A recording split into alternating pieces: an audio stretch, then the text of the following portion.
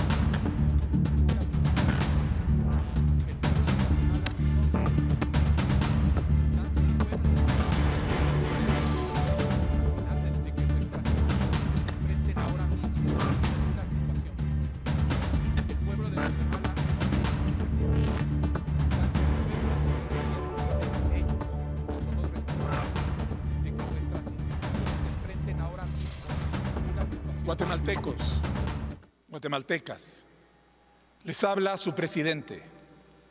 En los últimos días, la alianza criminal atrincherada en el Ministerio Público y en ciertos espacios del sistema de justicia han intentado otra vez hundir a Guatemala en el autoritarismo, en la corrupción y en la impunidad.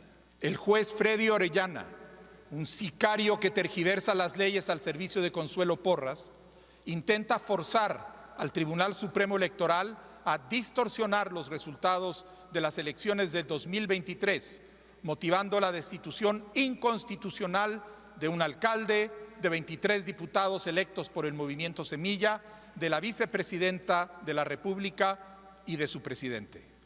Porras, Orellana y sus demás patéticos conspiradores han creado un contexto de terror para abrirse camino y hundir a nuestro país. Y lo han hecho usando procesos judiciales ilegítimos para encarcelar y torturar a ciudadanos honestos, intentando desmotivar la defensa de la democracia y procurando obtener falsas confesiones y denuncias como instrumento para un golpe de Estado. Este macabro procedimiento tiene en prisión a Luis Pacheco y Héctor Chaclán, autoridades indígenas que lideraron la defensa pacífica de la democracia y la Constitución frente al intento de golpe de 2023. El abogado Eduardo Masaya estuvo también en la cárcel y continúa sometido a un proceso judicial improcedente. Igualmente José Rubén Zamora, quien injustamente guarda prisión preventiva únicamente por ejercer su derecho a expresarse. Detrás del acoso en contra de funcionarios de este gobierno y sus equipos está la misma motivación perversa. Quieren hundir a Guatemala. El objetivo de Porras y demás golpistas es perpetuar la impunidad de los ladrones del dinero de todos, de los narcotraficantes, de los pandilleros y de sus aliados políticos. Hace algunos años, esa alianza criminal, al ver su poder y su patrimonio mal habido amenazados por la justicia, capturó las instituciones del Estado, empezando por el Ministerio Público y algunos jueces. En el camino han sometido a la cárcel, la tortura y el exilio a fiscales honestos, a periodistas y activistas valientes. Para completar su cooptación, intentaron manipular el proceso electoral de 2023, impidiendo la inscripción de candidatos legítimos, comprando apoyo de alcaldes y líderes locales, intentando comprar votos. Y cuando todo falló, hicieron hasta lo imposible para intentar impedir la toma de posesión. Están tan decididos a hundir al país que terminaron por declararle la guerra al pueblo de Guatemala. Querían destruir las elecciones, querían destruir la libertad, querían destruir la democracia. La embestida judicial que están alzando ahora mediante acciones ilegales evidencia la misma intención. impedir el rescate de las instituciones democráticas, crear condiciones para corromper los procesos de elección de órganos de justicia y control previstos para 2026 y enterrar desde ya la posibilidad de elecciones libres, transparentes y justas en 2027. Pero el pueblo valiente de Guatemala, que les puso un alto en 2023, lo hará de nuevo. Pueblo de Guatemala, Consuelo Porras y Freddy Orellana son enemigos de nuestro país. Son los obstáculos centrales a la lucha contra la corrupción, como lo reconoce la sociedad guatemalteca y el mundo, que los ha declarado proscritos. Son las caras visibles de una mafia corrupta, golpista y autoritaria, de una alianza criminal que se siente amenazada por un gobierno que únicamente obedece al mandato democrático otorgado por el pueblo en elecciones libres y transparentes. Y no se detendrán hasta que los derrotemos juntos. Pero no estamos solos. Nuestro país cuenta con apoyos importantes, democracias aliadas y socios estratégicos, organismos internacionales como la Organización de Estados Americanos, la Unión Europea y la Organización de Naciones Unidas, que han apoyado constantemente la lucha que lleva a cabo nuestro gobierno contra la corrupción y el crimen organizado y a favor de la democracia y la justicia. Hacemos un llamado a la comunidad internacional a no desviar su atención del golpe que se pretende llevar a cabo ahora mismo en Guatemala. En este marco, y como presidente de Guatemala, he solicitado al secretario general de la Organización de Estados Americanos, Albert Ramdin, la realización de una sesión extraordinaria del Consejo Permanente de la organización, sustentada en la Carta Democrática Interamericana. En esta sesión expondremos ante las naciones del continente americano las graves amenazas a nuestra Constitución y nuestra democracia perpetradas por Porras y Orellana. Pueblo de Guatemala, ha llegado el momento de actuar con firmeza. No podemos permitir que un juez como Freddy Orellana siga atentando contra la Constitución y la voluntad popular expresada en las urnas.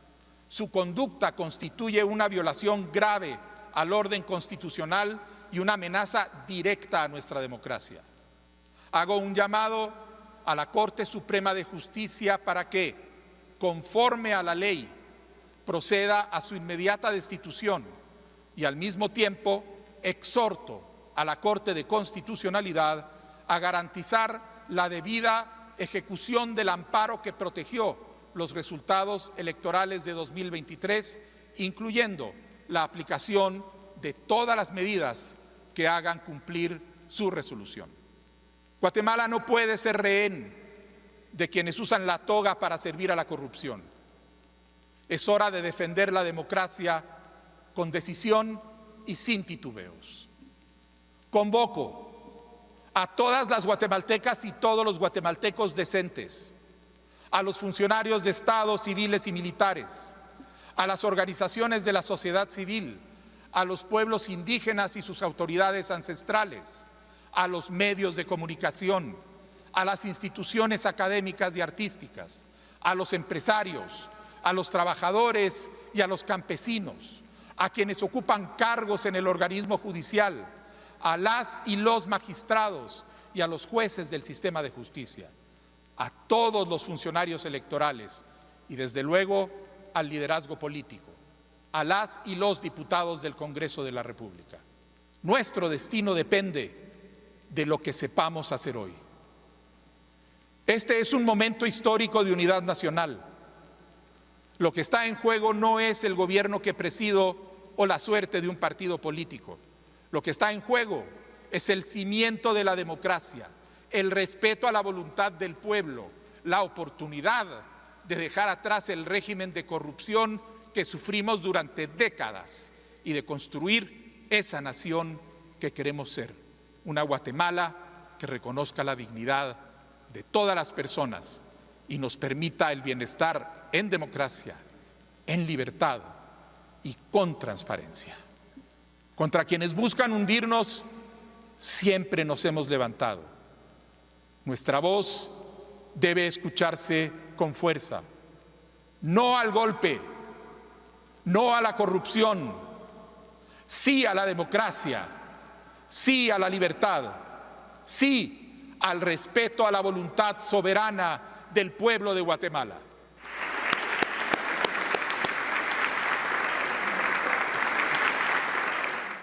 Y con esta cadena nacional del presidente Bernardo Arévalo damos inicio a la emisión dominical de Noticiero Guatevisión. Soy Paula Osaeta y es un gusto para mí acompañarlo junto con Doris Parada en la interpretación de lengua de señas. Ya escuchábamos entonces en esta cadena nacional, el presidente hablaba sobre la decisión del juez Freddy Orellana de la nulidad del partido Semilla, que fue por supuesto este viernes, que provocaría la destitución de un alcalde, de por supuesto 23 diputados electos, de la vicepresidenta y por supuesto del presidente. El presidente indicó también que las autoridades del Ministerio Público intentaron manipular las elecciones del 2023. También indicó en su mensaje que ellos querían destruir la democracia y lo que pasa en este momento es eso mismo, que quieren destruirlo. Arévalo también mencionó que Consuelo Porras y Freddy Orellana son enemigos del país.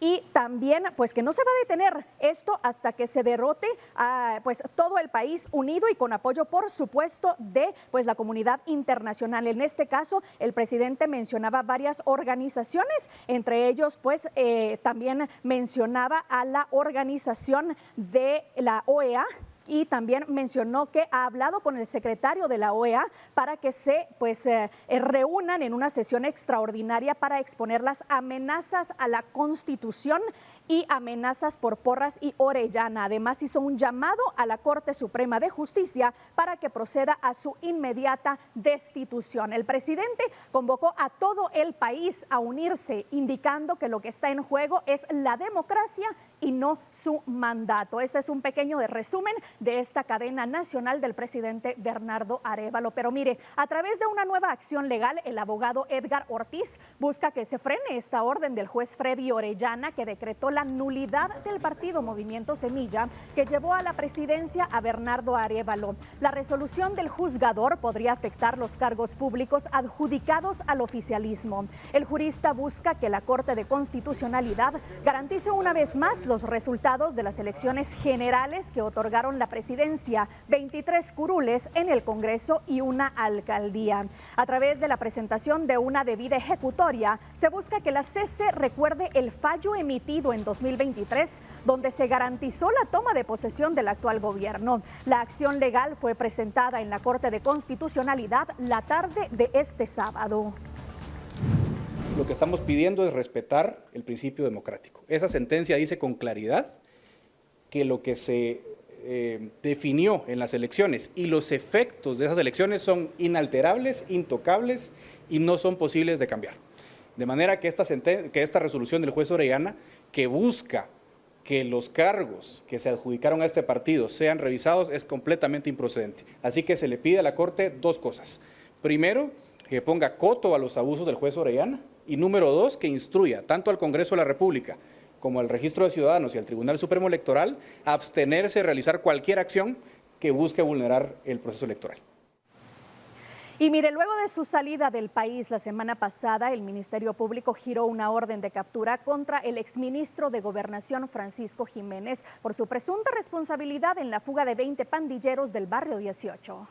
El Ministerio Público solicitó que se girara una orden de captura contra el exministro de Gobernación Francisco Jiménez por su presunta responsabilidad en la fuga de 20 pandilleros de la Mara 18. Jiménez es señalado por incumplimiento de deberes y cooperación en la evasión dentro del expediente Corrupción en el sistema penitenciario, bajo reserva en el Juzgado Tercero Penal. Aunque presentó su renuncia, continuó en funciones hasta la juramentación de Marco Antonio Villeda como nuevo ministro. La Fiscalía de Delitos Administrativos realizó este sábado 25 de octubre allanamientos en inmuebles de las zonas 10 y 15 en búsqueda del exministro, quien no ha sido localizado. En paralelo, se efectuó una requisa en el centro penitenciario Fray Janes II, donde se produjo la fuga de los pandilleros. Hasta ahora, 23 agentes del sistema penitenciario han sido detenidos por incumplimiento de deberes y cooperación en la evasión. Fueron trasladados a la torre de tribunales, donde se les informó el motivo de su captura. El caso surge tras la fuga de 20 miembros del Barrio 18, declarado grupo terrorista mediante el decreto 11/2025, aprobado por el Congreso de la República. Días antes de dejar el cargo, Jiménez aseguró que se presentaría ante las autoridades, pero fuentes del propio ministerio confirmaron que el exfuncionario abandonó el país. El presidente Bernardo Arévalo evitó precisar la ubicación actual. El MP registró la cárcel de Fraijanes, en donde detuvo a los 23 guardias del sistema penitenciario, también señalados en el caso de corrupción en el sistema penitenciario. Con imágenes de José Sánchez, reportó Andrea Domínguez. Y el Ministerio de la Defensa confirmó el robo de armamento militar en el Comando Aéreo del Norte en Petén. Según el Ejército de Guatemala, el hecho ocurrió el 24 de octubre y una persona ya fue puesta a disposición de las autoridades. La cartera de Defensa informó que presentó una denuncia formal ante el Ministerio Público para esclarecer el caso y recuperar el armamento. El caso se hizo público este sábado luego de que circulara información en redes sociales. En reacción, Ricardo Méndez Ruiz, presidente de la Fundación contra el Terrorismo, presentó una denuncia contra altos mandos militares. Según Méndez Ruiz, se habrían sustraído 69 fusiles Galil y M16, 4 lanzagranadas M6 y alrededor de 60,000 cartuchos calibre 5.56, entre otro equipo complementario. El ejército reafirmó su compromiso de colaborar con las investigaciones en curso. Y damos un giro a la información porque 7 de los 9 víctimas halladas en bolsas el pasado viernes en la ruta al Atlántico fueron identificadas por el INAFSIF. Según las investigaciones, todas serían presuntos integrantes de pandillas. El Instituto Nacional de Ciencias Forenses, INACIF, confirmó la identidad de 7 de los 9 cadáveres localizados en estado de putrefacción el pasado 24 de octubre en el kilómetro 21 de la ruta al Atlántico. Los cuerpos fueron encontrados envueltos en sábanas y bolsas. Según las investigaciones, 7 de las víctimas serían miembros de una pandilla y 5 de ellos tenían antecedentes penales. Hasta el momento no se ha logrado determinar la causa de muerte debido al deterioro de los cuerpos. Entre los identificados figuran Esvin Ventura Flores Solares, de 53 años, Emanuel Emilio Pérez Alvarado, de 37, Héctor Rodolfo Ceballos González, de 32, Ángel Roberto Sánchez García, de 28, Selvin Estuardo Lima López, de 26, Rudy Gerardo Abac Pérez, de 24, Alison Michelle Rodríguez Koch, de 20 años.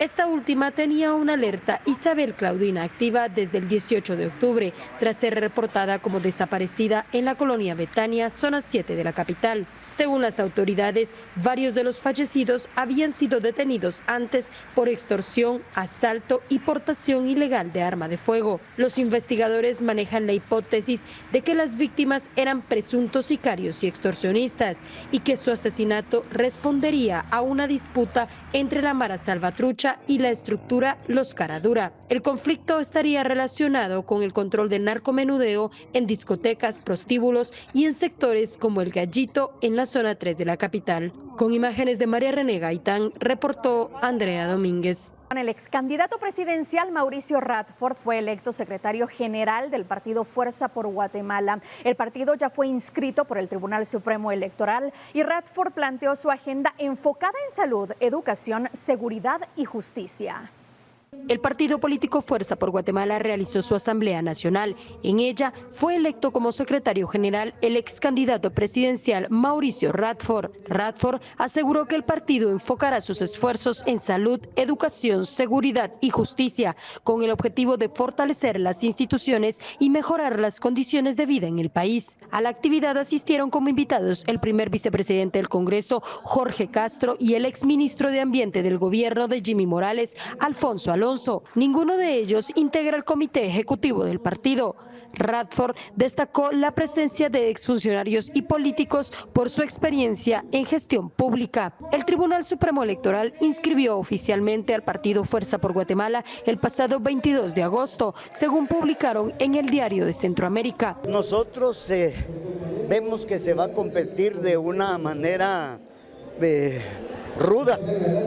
Creemos que va a ser una campaña muy compleja y muy complicada por el entorno en el que estamos nosotros analizando la acción y reacción de cada uno de los actores políticos del país.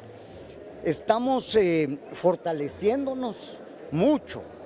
Estamos muy contentos de la fortaleza que está teniendo ya la organización política. La agrupación política es una continuación del desaparecido partido Fuerza, fundado por Radford en 2011 y que impulsó a Alejandro Giammattei en las elecciones de 2015.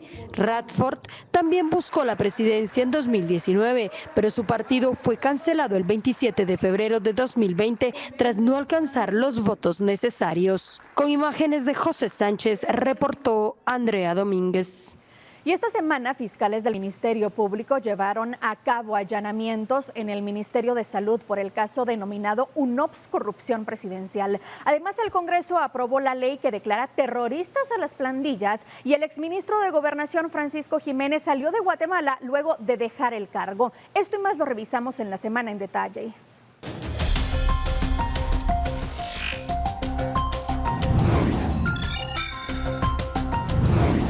Fiscales del Ministerio Público realizaron allanamientos en el Ministerio de Salud. Las diligencias buscaban ejecutar al menos 3 de 4 órdenes de captura giradas por el caso UNOPS Corrupción Presidencial. La investigación está a cargo de la Fiscalía Especial contra la Impunidad, FESI, dirigida por Rafael Curruchiche. Según el MP, se investigan aparentes anomalías en un convenio de más de 7.274 millones de quetzales, suscrito por el gobierno de Bernardo Arévalo con la Oficina de las Naciones Unidas de Servicios para Proyectos, UNOPS. También se recopiló información de correos electrónicos oficiales. La evidencia fue trasladada en vehículos con placas particulares o placas ocultas. Se giraron órdenes de captura contra el exministro de Salud y contra 3 actuales trabajadores del ministerio, sindicados de asociación ilícita, abuso de autoridad y peculado por sustracción. Ninguno fue localizado en su lugar de trabajo. Además, el MP solicitó el retiro de antejuicio contra el ministro Joaquín Barnoya, quien firmó una adenda del convenio. El único detenido fue Luis Felipe Aldana,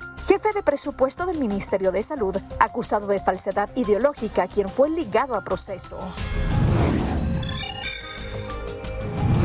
El Congreso de la República aprobó el decreto 11-2025, conocido como Ley para el Combate Frontal de los Grupos Delictivos u Organizaciones Criminales Transnacionales y Terroristas denominados maras o pandillas. Con esta nueva ley, el Estado busca fortalecer las herramientas legales para enfrentar las estructuras delictivas, principalmente las pandillas Barrio 18 y Mara Salvatrucha, a las que se les otorga la categoría de grupos terroristas y transnacionales. La normativa impone penas más severas para delitos como extorsión, usura, trata de menores y reclutamiento ilícito, además de establecer multas que pueden superar los 300,000 quetzales. También crea nuevas figuras penales como el enriquecimiento ilícito extorsivo y la usura agravada. Los magistrados de la Corte Suprema de Justicia se reunieron en sesión plenaria ordinaria. Uno de los principales puntos en agenda fue la solicitud de excedencia presentada por el juez Marco Antonio Villeda, quien era vocal del Tribunal Octavo de Sentencia Penal. Tras la discusión, el Pleno de Magistrados aprobó la petición con 10 votos a favor y 3 en contra. Entre quienes votaron en contra se encuentran los magistrados Claudia Paredes, René Girón y Gustavo Morales Duarte, quienes expusieron dudas sobre los motivos y el momento de la solicitud. La excedencia fue solicitada por Villeda para asumir el cargo de ministro de Gobernación, tras la salida de Francisco Jiménez, quien renunció luego de la fuga de 20 privados de libertad del centro penitenciario Fray Janés II. Fuentes judiciales indican que la excedencia le permitirá a Villeda mantener su plaza como juez dentro del organismo judicial, la cual tiene vigencia hasta abril de 2029, según una resolución de la propia Corte. El Congreso de la República aprobó una reforma que modifica varias leyes relacionadas con el programa de alimentación escolar, con el objetivo de facilitar las compras de comida para los estudiantes de las escuelas públicas. Desde 2024, las organizaciones de padres de familia tenían muchas restricciones por la retención de IVA. El monto asignado a cada estudiante se mantiene igual. Cada niño recibe 6 quetzales diarios para su refacción escolar, sin importar el grado o nivel educativo. Esto significa que en promedio cada alumno cuenta con 120 quetzales al mes para su alimentación. Ese dinero no se entrega directamente a los estudiantes, sino a las organizaciones de padres de familia, que son las encargadas de administrar los fondos, comprar los insumos y preparar los menús. El presupuesto total de cada escuela varía según el número de alumnos inscritos. Francisco Jiménez, exministro de Gobernación, salió del país tras entregar el cargo, según confirmó personal de esa cartera. Su salida se da en medio de señalamientos por la fuga de los 20 cabecillas del barrio 18 de la cárcel Fray Janes II. Aunque el Ministerio Público aclaró que hasta ahora no existe una orden de captura en su contra, Jiménez había asegurado días antes que se entregaría a la justicia, pero desistió de hacerlo tras una reunión con autoridades del Ejecutivo. Fuentes indican que su destino sería Panamá, nación sin tratado de extradición con Guatemala. Mientras tanto, el MP continúa investigando la posible participación de altos mandos del sistema penitenciario en la evasión. La tecnología está revolucionando la manera en que habitamos nuestros espacios. Los llamados hogares que piensan por ti, o conocidos también como hogares inteligentes, ya no son parte del futuro, sino del presente. Viviendas equipadas con sistemas inteligentes que automatizan tareas, mejoran la eficiencia energética y se adaptan al estilo de vida de sus ocupantes. La tecnología está revolucionando la manera en que habitamos nuestros espacios. Los llamados hogares que piensan por ti, o conocidos también como hogares inteligentes, ya no son parte del futuro, sino del presente. Viviendas equipadas con sistemas inteligentes que automatizan tareas, mejoran la eficiencia energética y se adaptan al estilo de vida de sus ocupantes. Desde luces y electrodomésticos que se controlan con la voz o el celular, hasta sensores que ajustan la temperatura o detectan fugas de agua, la innovación está transformando la vida cotidiana. Es básicamente tener un ecosistema conectado, ¿sí? La interconexión es lo que lo vuelve inteligente. No solamente es el control, sino es que los distintos sistemas se puedan hablar de alguna manera, generando acciones como respuesta a estímulos, vamos a decirlo así, ¿verdad? Hemos tenido avances bien interesantes en toda la parte que va con limpieza, seguridad, confort, y entran a jugar algunos elementos en los que no teníamos ni pensado que era interesante de alguna manera tenerlos controlados remotamente o interactuando entre ellos, ¿verdad? O sea, esto empezó con la parte de iluminación. Hoy en día todo lo podemos controlar desde nuestros celulares y de manera remota. La mayoría de dispositivos conectados a una red Wi-Fi. Estos desarrollos no solo buscan comodidad y modernidad, sino también promover un uso más responsable de los recursos, reducir el impacto ambiental y construir hogares más sostenibles y conscientes. Tener, por ejemplo, controlada la iluminación, controlado el clima, incluso podemos tener controlado el flujo de agua. Todos estos elementos nos van a ayudar a mantener optimizado el consumo energético o el consumo de agua dentro del inmueble. ¿Y a qué me refiero con el consumo de agua? Por ejemplo,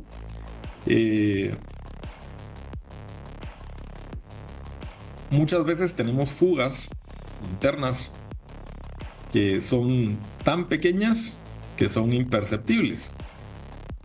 Pero el que haya todo el tiempo un pequeño drene de agua cuando no estamos usando ninguno de los chorros de la casa, si tenemos una válvula electrónica, esta puede percibir ese flujo, por más pequeño que sea, y entonces nos va a indicar que estamos teniendo fuga en algún punto. En la parte de consumo energético, pues podemos controlar si tenemos calentador que no es solar, por ejemplo, sino tenemos un tambo, un depósito de agua. Si sabemos identificar el tiempo que le toma al dispositivo calentar el agua desde cero, podemos generar acciones para que el calentador de agua opere óptimamente el tiempo que necesita para calentar el agua suficiente para podernos bañarnos, por ejemplo. Tener un hogar inteligente es accesible para todos. Lo importante es hacer cambios poco a poco, dependiendo de las necesidades de cada vivienda y de sus habitantes. Lo que es fundamental para un buen funcionamiento es tener una buena red de datos. Hoy en día se sigue diseñando pensando en que vamos a colocar un teléfono físico con una línea fija, ¿verdad? O que vamos a meter coaxial hacia las televisiones, igual que hace 30 años. Y la realidad de hoy es distinta. O sea, hoy vemos más streaming de televisión y todo el mundo tiene su propio celular. Entonces, es menos el uso de líneas fijas, sobre todo en inmuebles nuevos, ¿verdad? O sea, quien está comprando su apartamento o está comprando una casa en un condominio, las necesidades han ido cambiando. Entonces, muy seguramente en una casa de hace 20 años, la gente que habita en ella todavía está acostumbrada a estas otras cuestiones. Pero esto está cambiando todos los días y cada vez hay más gente que se está pasando a ambientes nuevos y lo que esperan es ese cambio también en su ritmo de vida y en la forma en la que interactúan con sus ambientes, ¿verdad? Los hogares inteligentes representan un paso más hacia una vida moderna y sostenible, donde la tecnología deja de ser un lujo para convertirse en una herramienta al servicio del bienestar. Con cada innovación, las viviendas se vuelven más seguras, eficientes y adaptadas a las necesidades de sus habitantes. El reto ahora está en aprovechar estas soluciones para construir no solo espacios más cómodos, sino también comunidades más responsables con el entorno y con el futuro.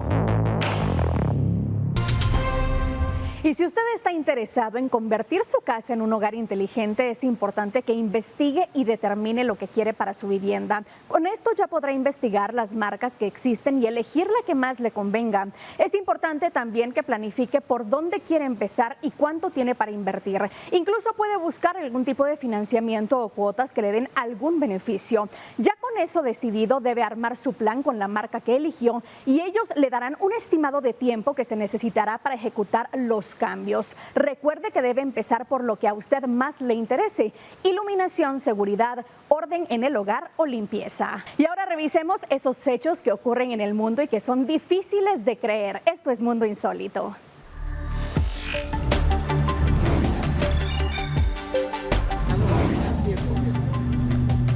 Nos quiere impresionar.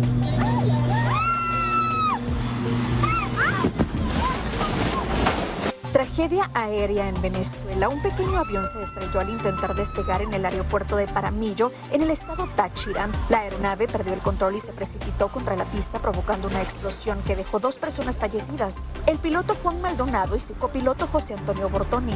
Autoridades del Instituto Nacional de Aviación Civil activaron los protocolos de emergencia y una junta investigadora busca determinar las causas del siniestro, que habría sido provocado por la explosión de un neumático durante el despegue.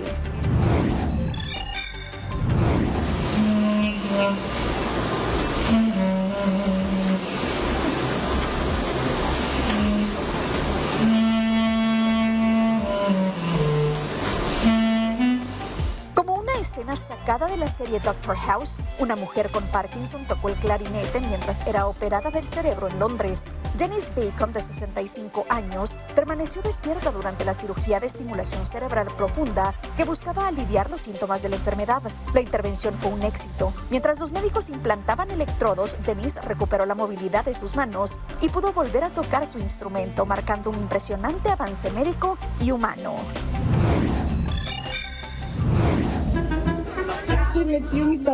Deja de llorar, tranquilízate y vamos a ver cómo te saco.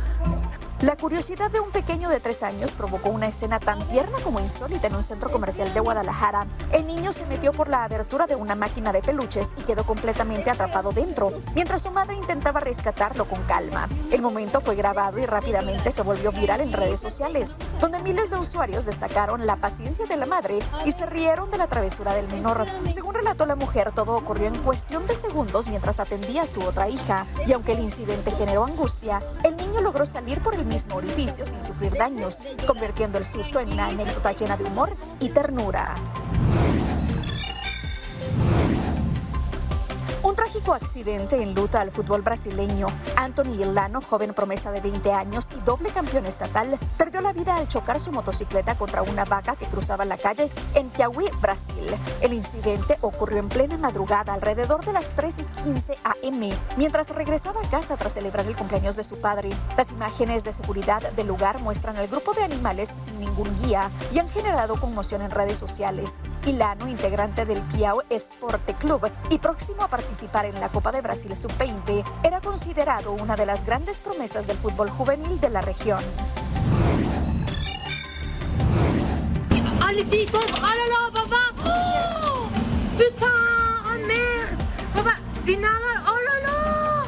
Un potente tornado sacudió varias localidades al norte de París, derribando 3 grúas que cayeron sobre calles, viviendas y un instituto médico educativo, dejando un saldo de al menos un muerto y varios heridos graves. El fenómeno también arrancó techos y tumbó árboles mientras decenas de equipos de emergencia trabajaban para despejar las calles y atender a los afectados. Testigos describieron escenas de pánico al ver cómo las grúas se desplomaban, obligando a evacuar edificios y reforzando la alerta en la zona.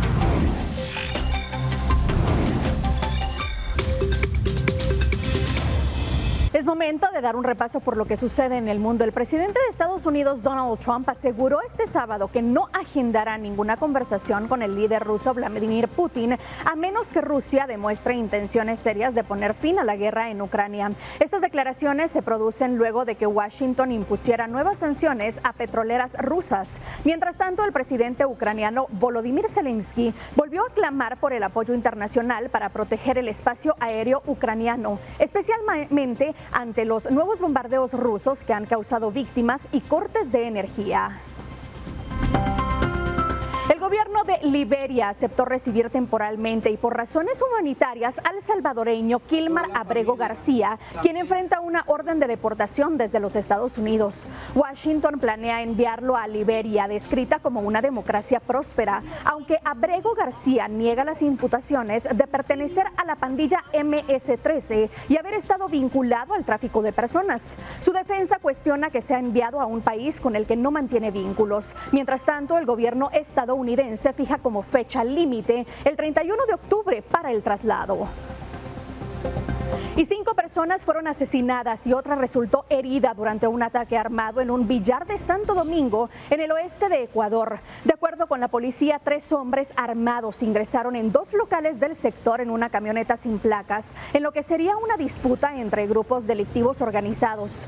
La violencia continúa en ascenso en el país, impulsada por el narcotráfico y las bandas criminales. Solo en el primer semestre de 2025 los homicidios aumentaron un 47% en comparación con el año anterior, según el Observatorio Ecuatoriano de Crimen Organizado.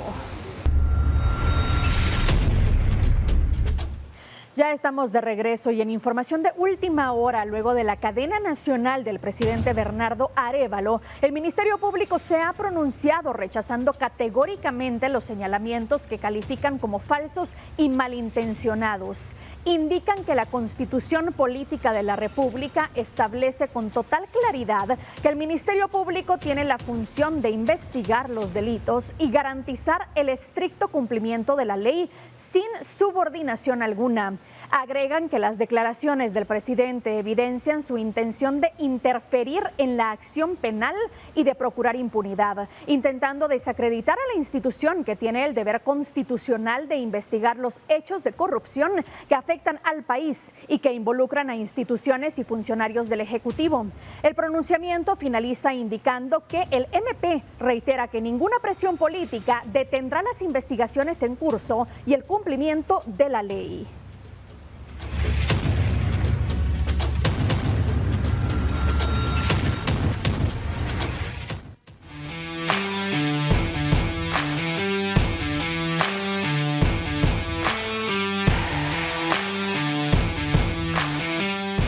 Y en los deportes, la tercera etapa de la Vuelta a Guatemala dejó emoción pura en el Choquelate. Un ataque decisivo a 1 kilómetro del final dio el triunfo al colombiano César Nicolás Paredes, inspirado por el grito de un niño. La tercera etapa de la Vuelta Ciclística a Guatemala 2025 fue pura resistencia y emoción. el recorrido de 126 kilómetros pasó por Monjas, Jalapa, El Progreso, Jutiapa, El Molino, Los Esclavos, Barberena, Amberes, El Salitre y El Chocolate, hasta llegar a Fraijanes. Pero más allá del trazo, esta etapa se distinguió por su duro ascenso en El Chocolate, una subida que puso a prueba el corazón y las piernas de los ciclistas. Y fue ahí, entre el esfuerzo y el aliento del público, donde un niño guatemalteco se robó el momento del día con una frase que motivó a todos: ¡Dale, mijo!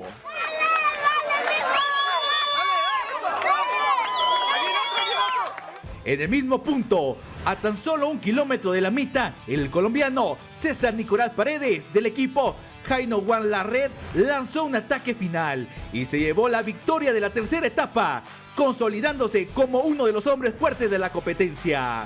Una jornada exigente, de montaña, emoción y espíritu guatemalteco que demuestran que en la vuelta cada pedalazo cuenta. Con imágenes de Eric Ávila e información de Dura Suruy, reportó Kevin Gordillo.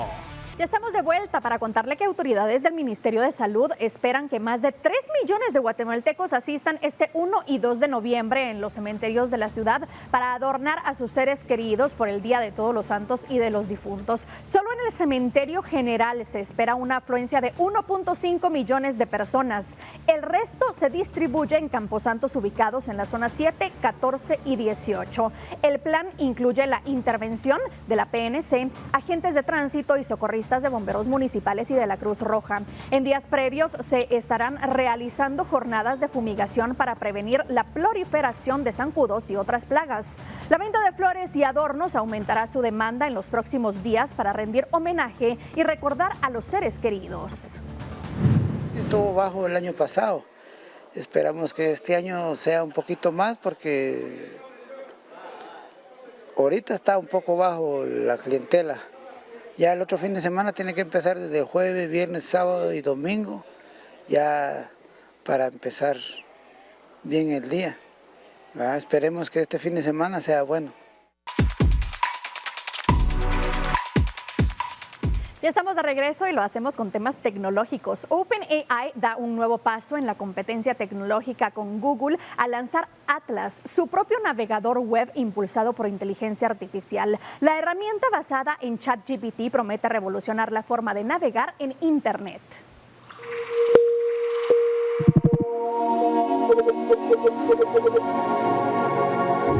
OpenAI, la empresa creadora de ChatGPT, dio un paso más en su competencia directa con Google. Presentó Atlas, su nuevo navegador de búsqueda impulsado completamente por inteligencia artificial. El director general de la compañía, Sam Altman, explicó que Atlas está diseñado en torno al modelo ChatGPT, que ahora podrá analizar páginas web, ofrecer ayuda contextual e incluso navegar de forma autónoma, controlando el cursor para realizar tareas como reservar vuelos, llenar formularios o editar documentos. Por ahora, el navegador estará disponible solo para usuarios de macOS, pero su integración total con la IA generativa promete cambiar la forma en que las personas interactúan con Internet. Aunque funciones similares ya se encuentran en competidores como Microsoft Edge o Comet, OpenAI asegura que su ventaja está en la potencia y popularidad de ChatGPT, que ya supera los 800 millones de usuarios semanales. La expectativa fue tal que solo horas antes del anuncio, la publicación de un video promocional provocó una caída del 3% en las acciones de Alphabet, la empresa matriz de Google. Con Atlas, OpenAI consolida su posición en la carrera tecnológica por dominar la navegación inteligente, mientras Google refuerza sus propias herramientas de IA para no quedarse atrás.